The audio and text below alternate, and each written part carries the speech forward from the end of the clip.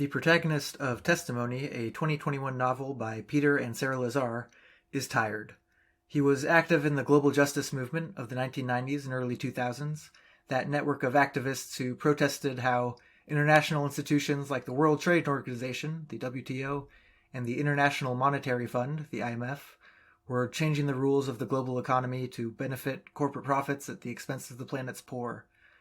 Burnt out after years of struggle, the novel's protagonist, a young man named Sam, settles down to what he hopes will be a steady job with the Illinois Commerce Commission. But what he finds there is not so different from what he had been fighting. Government regulators are serving the interests of corporate energy utilities above those of consumers. And the more time he spends at his job, the more he realizes it's even worse than he thought. Welcome to Storytelling Animals. Today's guest is Sarah Lazare, who finished writing the novel Testimony after the passing of her father, who had written the first draft. We talk about how to make complicated, seemingly unsexy topics like corporate capture of energy utilities into a thrilling narrative, why energy utilities should be publicly owned, why leftists should maybe write more fiction, and how she used characters in the book to continue political conversation she had long held with her father. This is her first novel, and her primary career has been as a journalist. In fact, she is currently the web editor at In These Times magazine, where I used to work, and we worked together a couple years in Chicago. So we also talk about some of her recent journalism on the gross inequity and global access to vaccines and what's being done to fight it. It's a wide-ranging but really fun conversation, and I'm excited to share the episode. One last note before we start, we are having our first monthly book club meeting for Patreon subscribers at the end of February to discuss The Great Derangement, Climate Change and the Unthinkable by Amitav Ghosh. It's a great, thought-provoking, and relatively short book, so if you are interested in joining that conversation, either at the book club meeting itself or just at our Goodreads discussion group, please check out Storytelling Animals on Patreon at patreon.com/storytellingpod. All right, that's all. Here's the interview.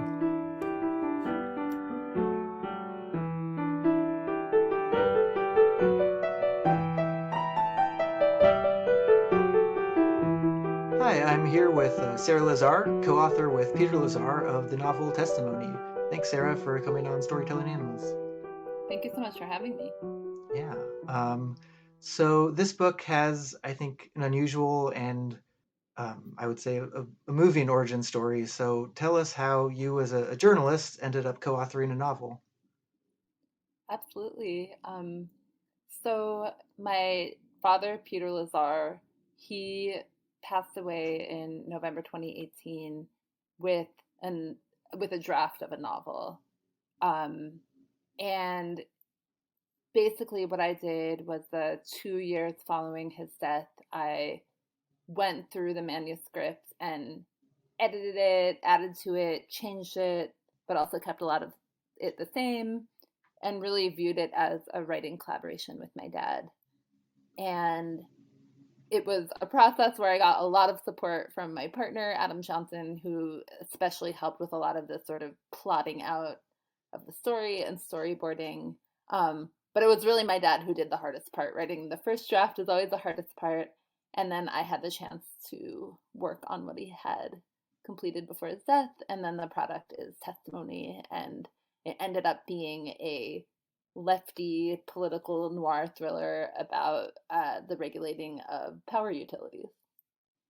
Yes. So I love the idea of a collaborative novel in that way. And tell us a little more about your dad, because a lot of his experiences inform the novel. Absolutely, his experiences definitely informed the novel. So my dad lived a very interesting life. He spent 20 years as a regulator for the Illinois Commerce Commission, which regulates utilities. He also owned Grab a Java, a coffee shop in Springfield, Illinois, and he did a lot of like cool art projects related to the coffee shop.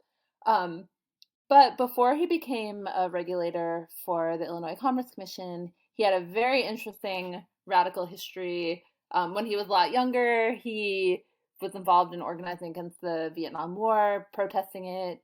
He was really involved in labor organizing. And then in the late 70s and early 80s, he was part of the reindustrialization, back to the factories socialist movement, where socialist parties sent members into factories and said, go organize the working class to build a socialist movement. So my dad, worked in railroads, he worked in garment factories in Chicago, and he had about, he spent quite a few years in the late 70s and early 80s doing that before getting really, really burnt out. I think that was a pretty Mm-hmm. tough time in the socialist movement. And he ended up getting burnt out and deciding that he was going to stop doing that. But he always maintained a very radical critique of society, but really had a lot of questions about whether socialism was possible, what a better society could look like. I think after that experience with the Socialist Workers' Party, that was the party that he was heavily involved in. After his experience, after getting really burnt out, he was just left with a ton of questions. I think some of his ideas changed, but some of them stayed the same.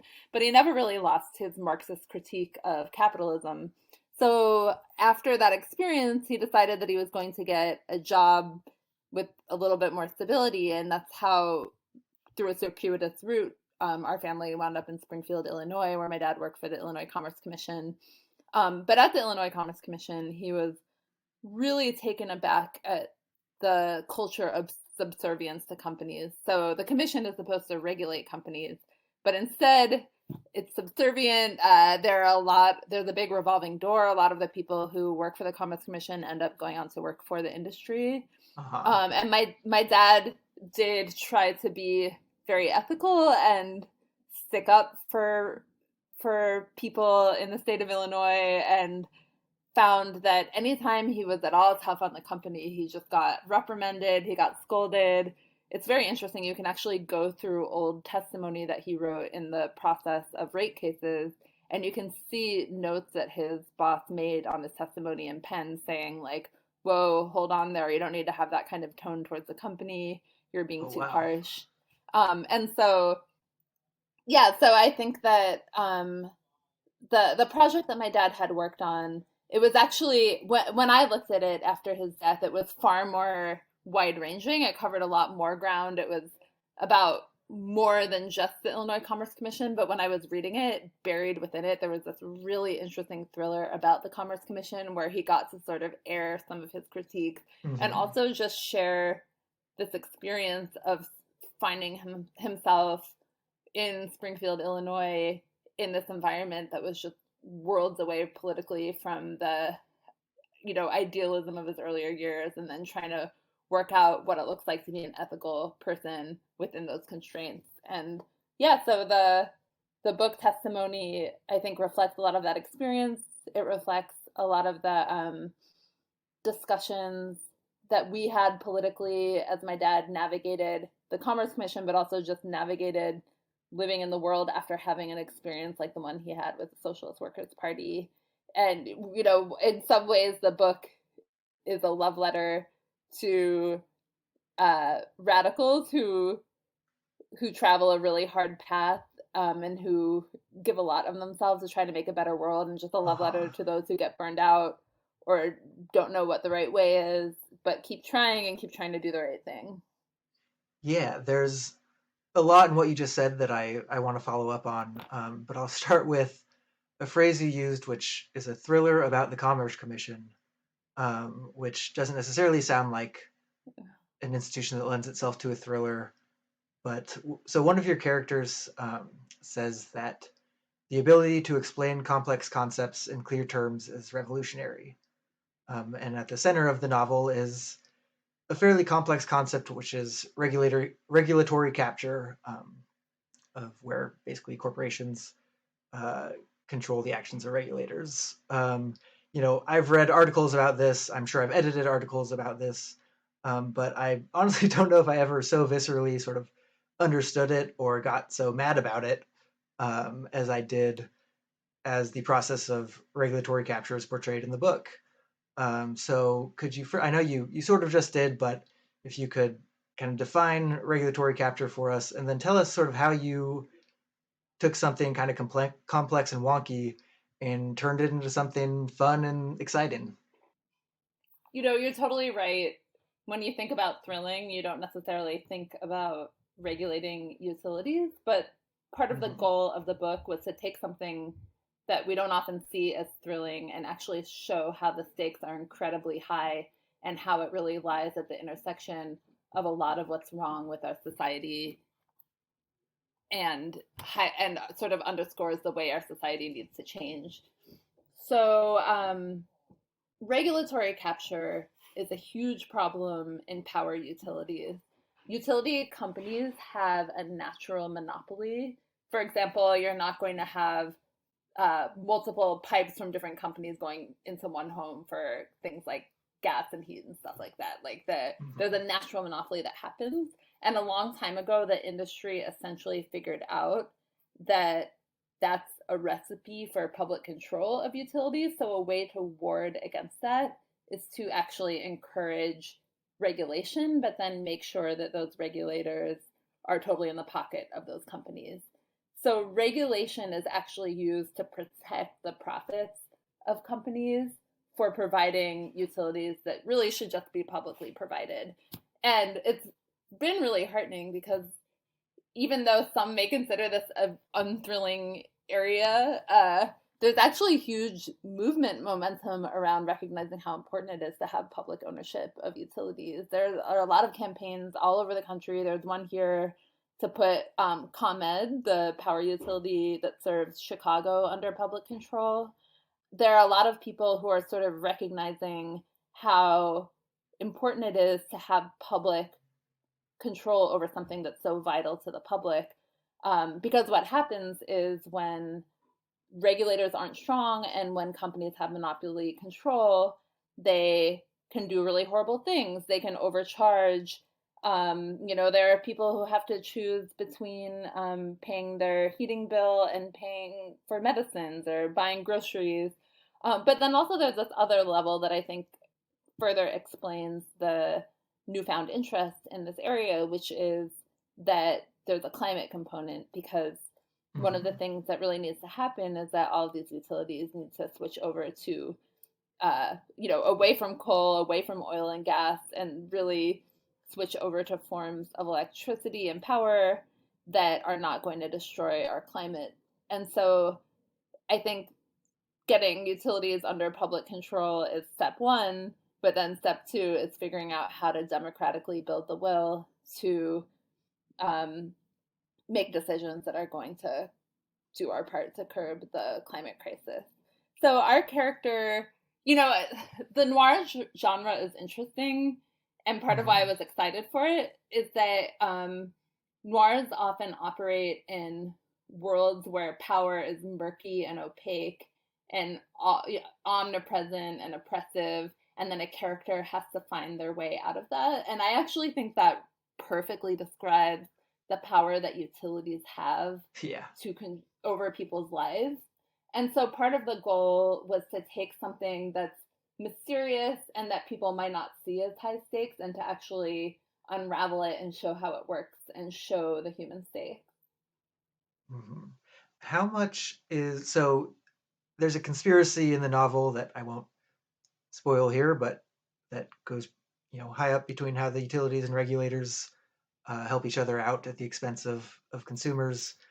I assume the details of the conspiracy are fictional, but how much of the sort of day-to-day light corruption is actually drawn from your dad's experiences and frustrations at the commission? You're totally right. The big conspiracy is fictional. Any resemblance to real people or anything like that is coincidental and is non-intentional. But there are some things that were factual. So one of the things that we did was we created a plot where the power of utility companies intersects with the buildup to the so-called war on terror and the invasion of Iraq. So the story takes place in 2002, and there is a big theme in the book of the buildup to the Iraq War. And so for that part, we did use actual language from speeches that George W. Bush gave, or we did include segments from actual news programs where they were demonizing IMF protesters and, depicting terrorists or depicting protesters in a really unflattering, demonizing light. but yeah, the actual conspiracy is true. As far as the similarities with the day to day life of my dad working for the Commerce Commission, I'll say that he did in some ways capture tone, um, but he didn't. Yeah, so I think that that's as far as it went. That Uh-huh. there are descriptions of how lobbyists are very present. Lobbyists and industry people are very present in the life of the Commerce Commission, and I think that dynamic of being this entity that's supposed to regulate companies, but then having such close relationships with those companies, I think the spirit and tone of that um, is true. And then also, there's a Uh-huh. lot in the book about just my dad's experience in Springfield, Illinois. So my dad is from Long Island. He grew up in a part of Connecticut that's really sort of a suburb of New York City. He's comes from a secular Jewish family, and then he found himself through this unconventional path that he traveled in Springfield, Illinois. It's just really different culturally. Uh, it's more conservative, and um, some of the book is him just working through being in an environment like that in the aftermath of 9/11. And Uh-huh. the main character has some traits that are similar to my dad's. Like my dad was very funny and sarcastic, and could sometimes be a little snooty and turn up his nose at people. And so Uh-huh. the book is, hopefully the reader walks away feeling that the main character has learned something from that and has actually realized that the problem with places like Springfield is the people who run them, not the ordinary people, and that some of the best people he's ever met are in that town. So he has his own little arc around that, but some of that was just his cultural observation from living in Springfield and feeling like a bit of an outsider. Yeah, I think the a lot of the humor in the book, which it's really funny, which was not again not something I necessarily was expecting going into a thriller about utility regulation. But a lot of that humor comes from both the sort of the that rise of war on terror fear, and people talking about, oh my gosh, is Al Qaeda going to attack Springfield, Illinois' energy utility, and a lot of this kind of absurdism around that. And some of the other humor is that culture clash where yeah where the main character is kind of a big city activist coming to, or burnt out activist coming to Springfield. How do you manage the or yeah, let me rephrase that to sort of, how did you handle humor through the cooperative process? That's a really good question.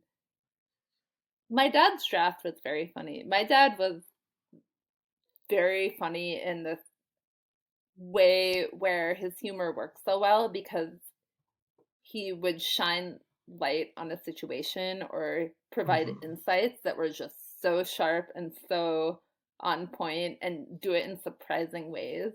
I my whole life I have thought my dad was just hilarious. So a lot of that was already there, and then a lot of it was, um, I had to try to put myself in my dad's mental space to have a tone that was consistent. And I just had to really try to learn how to Hmm. do writing that's funny. It was something that I worked on a lot, and I mean, honestly, um, my one of the areas where my partner Adam Johnson really helped me was telling me what worked and what didn't. So you show a joke and say, "Hey, does this work?" And sometimes it does, and sometimes it doesn't. So uh, have it's amazing having someone who can just like help you get rid of the bad stuff and include the good stuff. Um, and there like once in a while, Adam would also just punch up dialogue or something like uh, that and insert his own humor, so his hand is in there too. And I think that unfortunately the aftermath of 9/11 in Springfield is an area where there's a ton of yes. room for gallows humor because it was just such a jingoistic time. It often feels like that era has been lost down the memory hole, and we're now in this weird space where people get nostalgic about George W. Bush and talk about how he's this adorable grandpa who you want to get a beer with, and Hmm. he has found a love for painting. And it feels like there's amnesia sometimes around this period where the jingoism was so intense. There was so much just naked imperialism and racism and hyper nationalism everywhere. You know, some of the stuff in the book Right. sounds totally made up, but it wasn't. Like, for example, there was InfraGard, which was an FBI program that was focused on partnering with private industry, places like oil and gas companies, focusing on protecting quote unquote critical infrastructure. Um, that's a real thing. It's like one of many quote private public partnerships with law enforcement. There were all these efforts at the time to just ram through very right wing privatizing efforts that had really already been in motion Hmm. before 9/11, but then people saw an opportunity to really jam them through. There really were scares around things like if a helicopter or plane flies too close to a water plant, is it, you know, like, is it Uh-huh. terrorists trying to poison the water? You know, there was actually, Wow. I went through old newspaper articles and found a ton of scaremongering about how, you know, terrorists were gonna like take over the internet and create a big outage and poison water, and we had to have all of these things in place to protect against that, and including in, you know, towns it like in central Illinois, where I don't really think that's the number one target on Uh-huh. Al Qaeda or whoever is being demonized at the moment, um, hit list. And so it's so yeah. Unfortunately, some of the humor just comes from like trying to like have some perspective on how bananas that time was. Uh-huh. Yeah, so I think a lot of fiction with left or activist characters, either they end up sort of as caricatures, or even if they're written sympathetically, you can just sort of tell that the author maybe hasn't been to that many activist meetings or talked with that many actual socialists, and is sort of imagining what they think like or what they care about. Or um, one thing that's refreshing about this book is that you can tell that it's written by people who really know what it means like to be on the left, to have a lot of experience with in the activist and organizing world. Um, so, can you talk a little bit about the main character of the novel, Sam, and how you went about writing him and how he came to be? Yeah, absolutely. So when my dad wrote the book, he actually didn't put a timestamp on it. So it could have happened in the 60s, it could have happened in the 80s, it could have happened now. Hmm. Um, so one of the questions that I had when working on the book was what time period should this be in? And I went back and forth a lot. There was a part of me that thought that it should be right after my dad's period of organizing in the late 70s and early 80s with the factory movement, and that this could have happened after that. Hmm. But then I sort of thought about how formative the build up to the Iraq War was to our current moment, and how there was a real opportunity there to look at intersections between militarism and corporate power and corporate monopolies. And so Hmm. one area where I have experience that my dad didn't is that I was a part of the global justice movement. I sort of caught the tail end. I was a little too young to be in Seattle in 99, but I went to a lot of WTO protests in 2003. You know, I there was a period where all I did was just travel to different protests.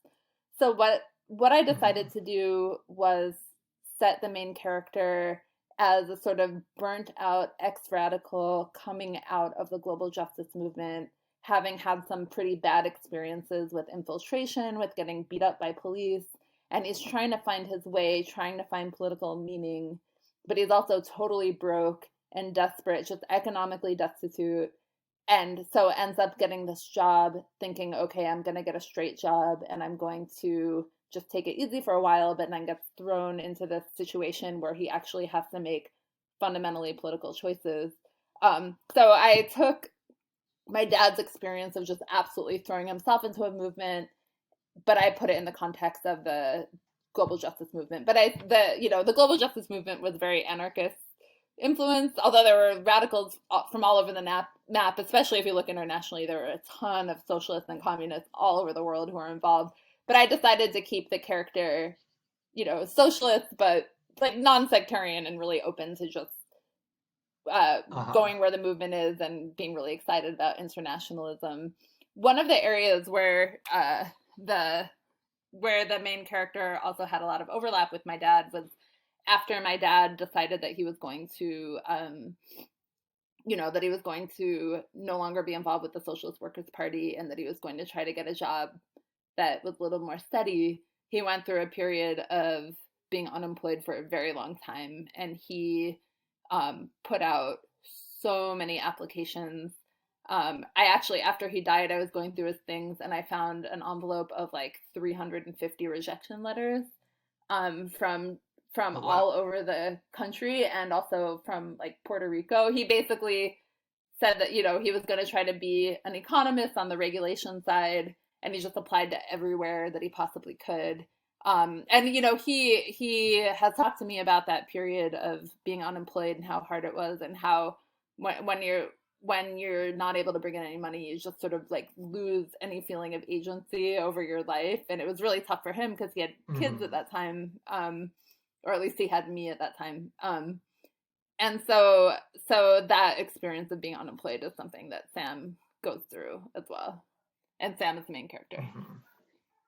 So it's not the primary focus of the novel, but when you're discussing energy utilities, global warming does come up, and as you mentioned, today this issue is even more important because of climate change.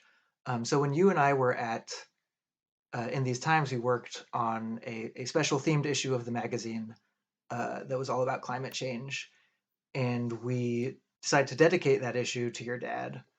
And one of the things that you wrote about in the dedication is that when he thought our magazine wasn't writing enough about climate change, he'd call you up and say, why isn't this the top story? Sometimes he'd email you to say, hey, there's no climate stories on the homepage today.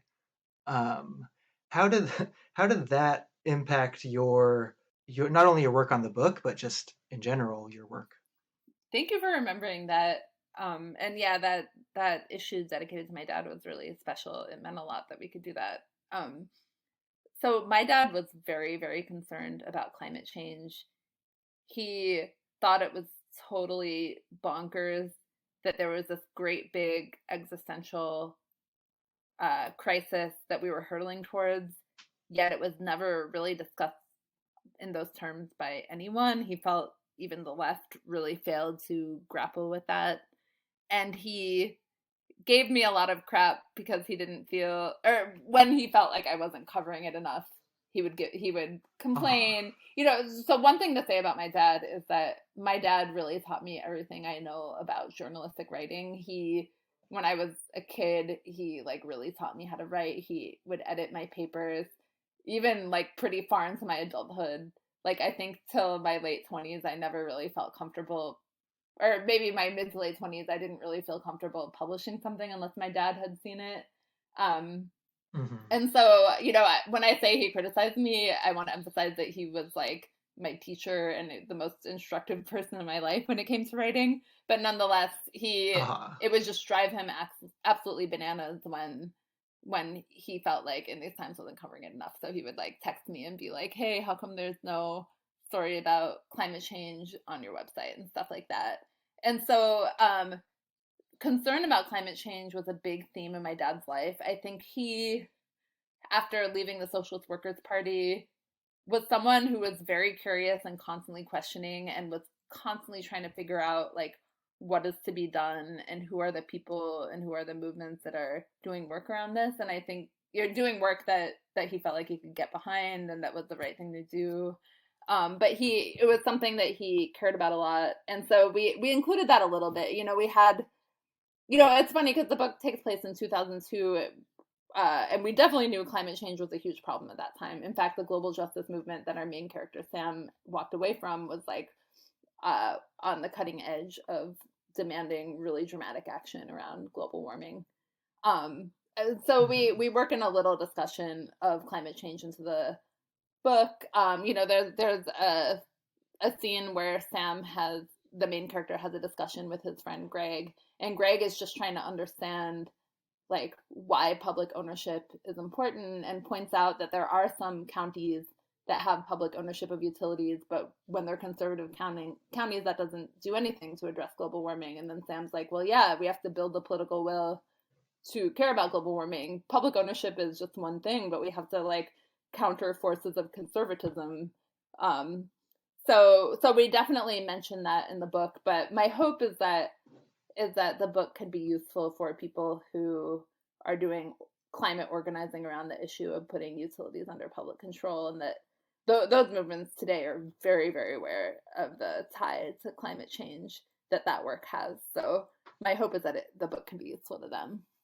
Cool. Yeah. So some of those conversations between Sam and Greg are very interesting about sort of what the possibilities are moving forward, but also what the some of Greg's concerns about Sam's approach, where Sam is sort of criticizing um, regulation regulators for being kind of in the pocket of corporations, and Greg is kind of like, well, do you just want to get rid of regulators? Like, isn't that even worse? So it's fun to sort of have these conversations in novel form. And you mentioned earlier that you use this book also to sort of work through some ongoing arguments and discussions over politics that you and your dad had been having. Um, are there other places where you sort of work through a political argument through the novel, or are there places where you even changed your mind while writing it, or thought differently about something through writing it? Sure. One of the things that I really had to figure out during the course of working on the novel is what is the difference between a libertarian critique of regulatory capture and a Mm-hmm. socialist critique of regulatory capture. Because a libertarian might say, hey, yeah, we agree, these regulators are captured by the companies. That's why we shouldn't have regulators. That's why it's so much more pure to just have direct markets. So then a socialist is challenged to say, wait, no, no, no, I'm not saying that the answer is therefore free markets, quote unquote free markets, but rather Mm-hmm. the fact that the regulators are captured by the utilities shows how class interests function in our society and how everything bends towards the ruling class. And so the answer is not a more hands-off approach from government. The answer is actually more democratic public control of utilities. And maybe doing good faith regulation can be harm reduction given this current system, but really the only way to rectify the situation in this case is public ownership. So having to just learn the basic economics around that was a big learning curve for me. And part of how I did it, my dad actually wrote a really interesting article from many years ago, I think it from the 90s, where he looked at how companies that provide utilities originally had an interest in creating the regulatory structure that currently exists. So I think that discussion of why we're not calling for libertarianism, we're criticizing the Uh-huh. regulators so that we can have more democratic control, was a really big theme that was present throughout conversations between the characters Sam and Greg. So that was one thing. And then, the other thing was just a little bit more philosophical for me, which is, um, I think that it is really hard sometimes to find your way politically when everything is so messy, the world is so messy, the problems we're up against are so huge. I mean, talk about a huge problem. Climate change is just so overwhelming. It's already here. And then movements are messy. People fight, things fall apart, Mm-hmm. you get burnout. Sometimes you make sacrifices that are too much. It messes up your life. I don't want to present myself as someone who's making the most sacrifices. That's not what I'm saying. But what I'm just trying to say is that stuff is really hard, and it can be hard to figure out like how to keep going. What's the balance between like making sure you're okay and that you're getting to live your life, but also being a part of this bigger struggle. And those are Mm-hmm. questions that our main character Sam really struggles with as well. And one of the conclusions that he comes to, he goes through this arc where he's sort of is burnt out and wants to step back, but then is forced to do the right thing. And through that process, um, he like rediscovers this principle, which is like you have to try because people are all we have, and our only choice is to try because what else is there? And so that is, that's a theme that may sound kind of pat, but I don't know what else you can really say to people who are struggling right now with what it means to keep going with trying to make the world a better place. Miriam Kaba, a really great abolitionist writer and activist and educator, has this thing she says, which is hope is a discipline. And I think that that's another way of saying that principle. Yeah, I think, Sam starts out pretty burnt out, not wanting to get back involved with activism, and there are other characters who are sort of hesitant to step into it, given, they have a kid to feed, or they even just themselves to feed.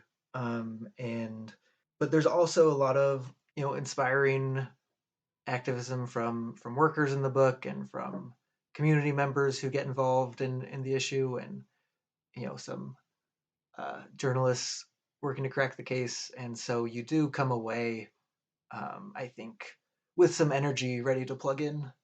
Yeah. Speaking of that, I mean, I think that we tried to subvert the genre of the noir a little bit because noirs are often the story of like one single crusader solitarily going up against a corrupt system and through their own intrepid tenacity, whatever, they like take on the system and they beat it or they make some dent in it. And often the protagonist is like a detective or law enforcement or something like that. Mm-hmm. But so we tried to flip that on its head a little bit. And instead of Mm-hmm. being one single person going up a bit against a big bag system, it's actually just a bunch of okay, very flawed people who are going up against a big system. And it's through working together that they're able to be greater than the sum of their parts. And in this case, the law enforcement is not the good guys crusading against the bad thing, but the law enforcement is actually part of the problem in the form of sort of how the FBI works with local police and stuff like that. Were you a big fiction reader or noir reader specifically before you started working on this?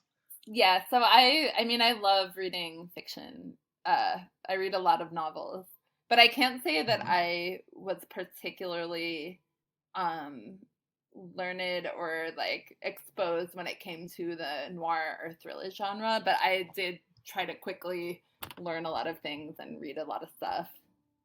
Yeah, I guess, was there any fiction that in particularly inspired you or was influential? Yeah, so there are a few leftist thriller and mystery writers who were very influential to me and also just helped me out a lot. Like they showed a lot of solidarity. Um, Mm-hmm. so there's this woman, Aya de Leon, who writes a lot of really interesting stuff. When I recently read her book, or sorry, when I was working on my book, I read her book. It's called A Spy in the Struggle, and it's about the FBI infiltrating a Black Power environmental group. Um, Okay. and her stuff is really cool. She does a great job of telling very accessible, compelling stories that very painlessly teach you a big political lesson and teach you how forms of oppression work. There's another writer, Kate Raphael, who is someone that I know from when I lived out in San Francisco many years ago. She's a like longtime Palestine solidarity activist, and she wrote a Palestine mystery series, which is very good. Her writing is really Oh, interesting. vivid and suspenseful and economical, and she helped me a lot through my process. Like when I worked on the project, she was one of the first people I reached out to, and she kind of just like encouraged me and helped me think through some of my process. And she just showed me a ton of solidarity.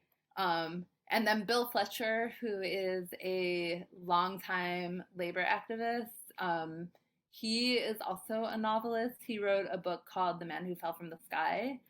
And he was very, very supportive as well. And his book is really great.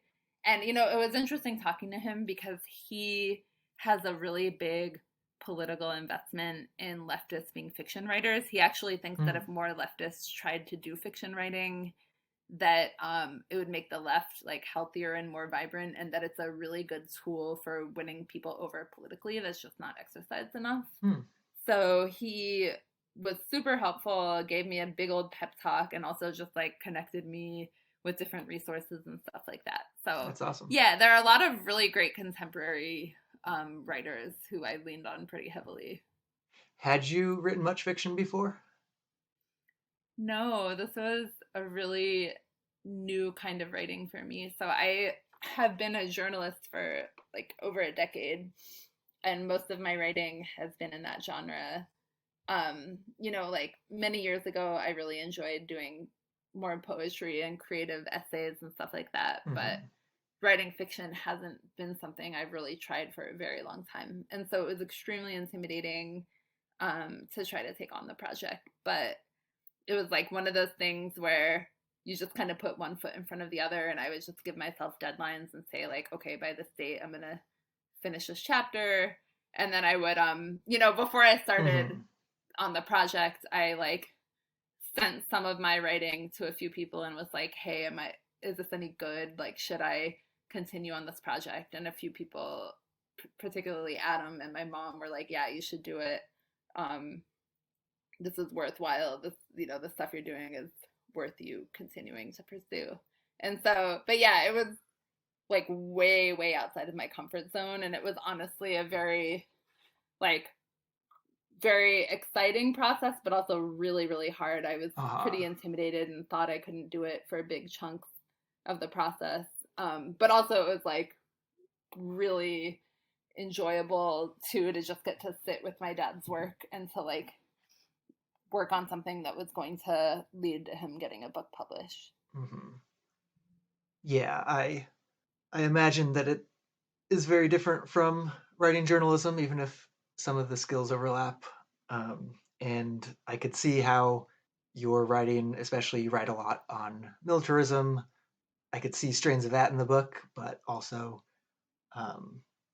yeah, it just seems like a very different thing. It's fun though. It's fun. It's fun Yeah. to not have to worry about factual accuracy. Like when you write an article, every single thing you say it has to be verifiable. You have to proceed very carefully. It really slows you down. But when you're just making things up, using reality as a starting point, but not necessarily adhering to every factual detail to the letter, like it frees you up. You can let your imagination run wild. You can like think about how something would feel or look like or smell. And it was actually really freeing and fun. I actually want to keep doing it, even though I don't know when a project this special to me is going to come along again. But it's pretty fun. You're making me want to write fiction. I used to write a lot of like short stories and stuff as a kid, but it's been a while. Before I Yeah. Before I let you go, though, I do want to talk about your nonfiction as well. And you've been writing a lot for the last year or so about an issue which is super important, which is the grossly unequal access of vaccines worldwide. And I know you just semi recently had another article come out about that. So what is the status of that issue now? Yeah. So looking at the issue of vaccine apartheid has been something I've been trying to focus on a lot. It is just one of the greatest injustices of our time, is one of the greatest racial injustices of our time. Like Nigeria is the second biggest country in Africa, and it has just like a little over 2% of people fully vaccinated. And then here in the US, we're around 62% and moving forward with boosters. And just the level of disparity in terms of access is really, really horrible. And it's really not improving very much. Like, depending on who you talk to, somewhere between 8 and 12% of poor countries are vaccinated. That's so much lower than wealthy countries. And we're really just not seeing a lot of progress on changing that. So there's been an effort at the World Trade Organization to suspend patent rules to make it easier for countries to produce cheaper generic versions of vaccines. And that was first proposed well over a year ago, and there's just been no progress. The Biden administration said in May that it supports the proposal. However, it has not materially done anything at the WTO to really aggressively move it forward. Okay. There's also just a real failure to, like actually deliver on vaccine pledges, let alone manufacture enough vaccines. Like, Mhm. why on earth isn't the Biden administration like compelling, like why isn't Mhm. the Biden administration doing its own manufacturing of vaccines? Why are for-profit companies that are legally beholden only to their shareholders the ones who are deciding how much vaccine is produced and who it's given to? So our global situation is just disastrous. And, part of why I've been so interested in covering it is because, first of all, this is a crisis that affects us now, and it's going to affect any future health issues that come up. It's Mhm. not just the pandemic, it's like AIDS and HIV treatments, it's all sorts of things. But then also, it just really feels like it's all a big dress rehearsal for the climate crisis Mhm. that's going to only get worse. Because if we can't cooperate internationally to solve this very real and shared threat, that's only, where any if anyone anywhere is hurting from the pandemic, we're all going to be hurting, because when the virus spreads in a way that's totally uncontrolled, it leads to new and dangerous variants that then hurt the entire world. So this is a great injustice against the global South that has much less access to vaccines, but it's also going to hurt all of us. And to me, Mhm.